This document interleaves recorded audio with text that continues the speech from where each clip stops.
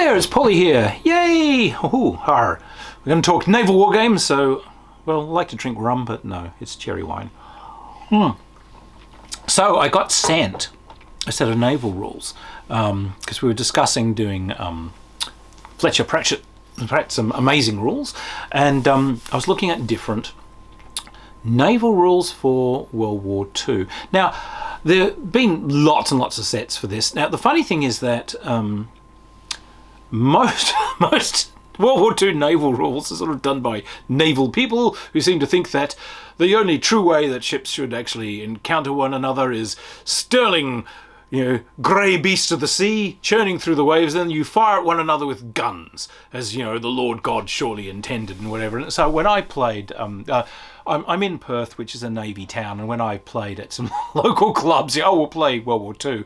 So of course, what's the budget? Well, what's the year? We want to play Japanese, and this is going to be 1942. All right, they want to do a Savo Island thing and beat the snot out of me. But of course, I just immediately looked at the budgets and said, right, how many carriers can we buy for this?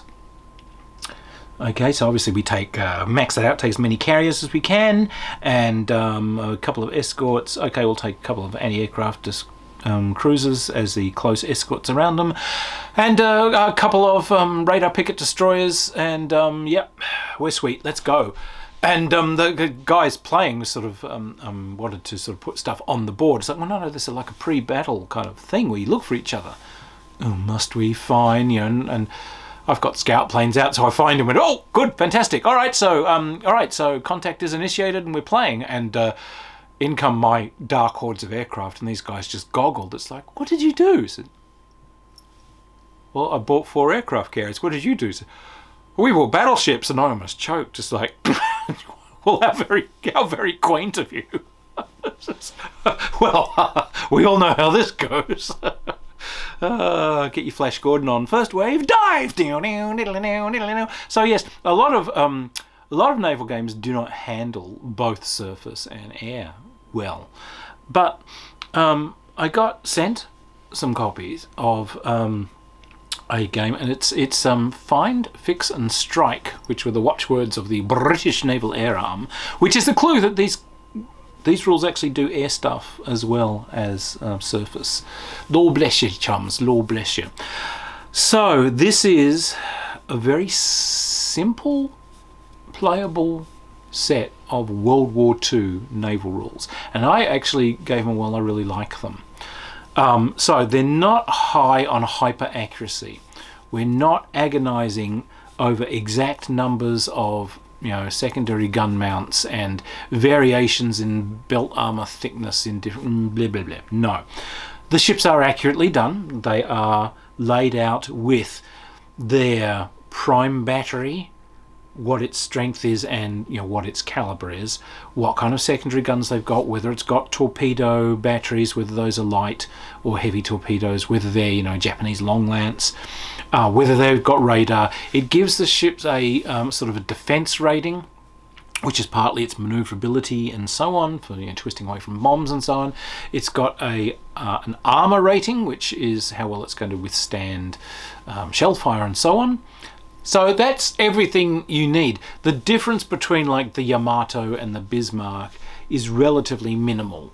Like pretty much same main battery, it's just the Yamato ones are bigger, and it's got slightly more points before it starts looking at the waves from underneath. So nice set of rules. I really liked them. They're D6 run. What you do essentially is you can purchase your ships, and you can also purchase aircraft carriers and ground-based aircraft from land bases and whatever. The scale is good enough, so if you were doing carrier stuff, you can actually kind of put the carriers on the board, because we are talking great distance. But again, that's often they might be striking from hundreds of miles away, so it's not appropriate. And the combat's largely done with 1d6 rolls. You've got things pretty simply split up into different bands, sort of very close, medium, long, extreme range. Some guns can only fire out to a certain range. The penetration of different caliber of guns is higher or lower depending on its range. So when you're shooting at a ship, you have a look. Can my guns penetrate this kind of armor at this range, is what you're asking. If they can't penetrate it, then you can only do light damage to the other ship. It's just surface stuff. You know, you can do little things to him. You can dismount some of the secondary guns, and you can, you know, harass the bridge and set some fires and things, but you won't really sink him. The damage is done when you can penetrate, and that really does damage. When you are attacked, attacker and defender both roll. The attacker sort of rolls a dice and he adds his attack to it. Defender rolls a dice and adds his protection to it. And the damage that is done depends on a comparison of those rolls. So you'll do a little bit of damage, or you might just straddle him with your shell fire if you just beat the defensive roll. If you double it, you'll do damage. If you triple it, you'll do real damage. There's also special effects. If the defender rolls a 1 on his dice, then you will get some special damage comes in. You'll get fire set, steering gear will be damaged, something will happen on the bridge, these sorts of things. So there's a lot of cool damage charts to have those kind of special bits of damage start affecting handling and so on. So that's really nice. You know, it's not like massively interfering in the speed of the game. So as I said, pretty simple characteristic. Now for some reason torpedoes shift to a 2d6 system. I'm not sure why they didn't keep consistent. It's not a burden.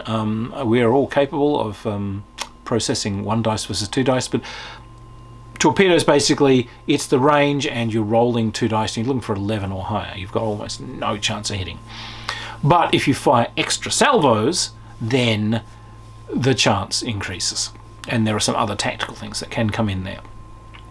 So like a Japanese long lance torpedoes, which can fire a really long way, you can actually fire at a general kind of cluster of ships. Because, you know, these things chortled along for so long. You just sort of, oh, I reckon his fleet will be in that general area, so we just sort of chuck a few fish in the way and hope someone runs into one. So that's not a great tactic, but hey, at least it's a tactic. Air stuff is done pretty damn well. You've got different types of aircraft. Obviously, you can send out scouts, you can send out dive bombers, level bombers, you can send out torpedo bombers, bombardier bombers, bombardier bomb bombers, you can send out fighter aircraft and so on. So aircraft carriers can launch a certain number of flights in a turn and recover a certain number of flights. You set cap about certain task forces in your fleet, or you can send fighters to escort attack groups that go out, and when you come in to attack someone, they get first you get a brawl between any cap they've got and whatever interceptors you've got. Anyone that gets past the interceptors can then have a go at the attack aircraft, and then the attack aircraft, can have a go at the ships. Flak fires at them first, bam, and then these guys get to beat living snot out of the surface ships, which is their God-given birthright, because, you know, screw those guys.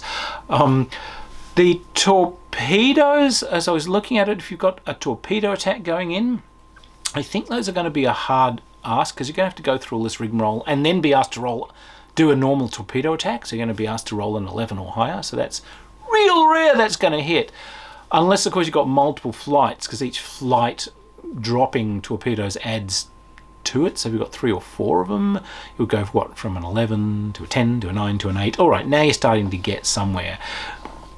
Because, I mean, you know, if you're wanting to simulate the Yamato, I think that takes, like, it took something like 19, 21 bomb hits and 17 torpedo hits. Gurgle. But it's quite interesting. Now, inside these quite short, pithy little rules, there is an entire campaign system, which is really nicely done.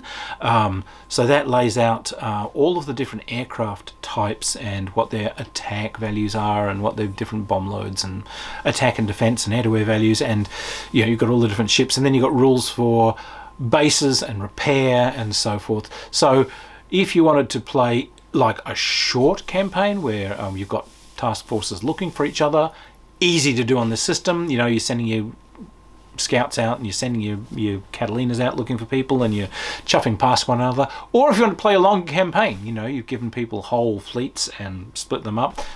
This is a nice, simple campaign system for, you know, a club game or a larger campaign. I really like it. It does allow you to run relatively large fleets because the detail isn't so incredibly dense that, you know, you're just going to be doing too much paperwork. So if you, yes, you can play, you know, Sink the Bismarck with, you know, no, Bismarck and one escort and a couple of ships, or you can play, you know, yeehaw, let's do Leyte Gulf. You can do it. So that's nice. You can play the small detail battles, or you can play the big ones. There's a nice set of rules.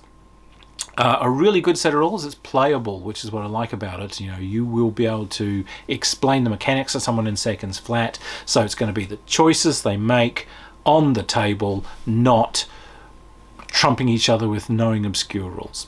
Love it. It's got everything you need for a really good World War II game. So I'm now all afire with a sad need to paint little tiny ships. Which ones are the prettiest? Well, I don't know. Hey, Italian battleships have got stripes. Let's do that. Anyway, go out there and give these a look. Putting a link to the drive-through site, or rather the Wargames Vault site where you can find them. Yeah, I think you'll get a great little game out of them. Great set of naval rules. So cheers, everybody. Get out there and get playing. If you like the videos, hey, subscribe and like. Cheers. There we go.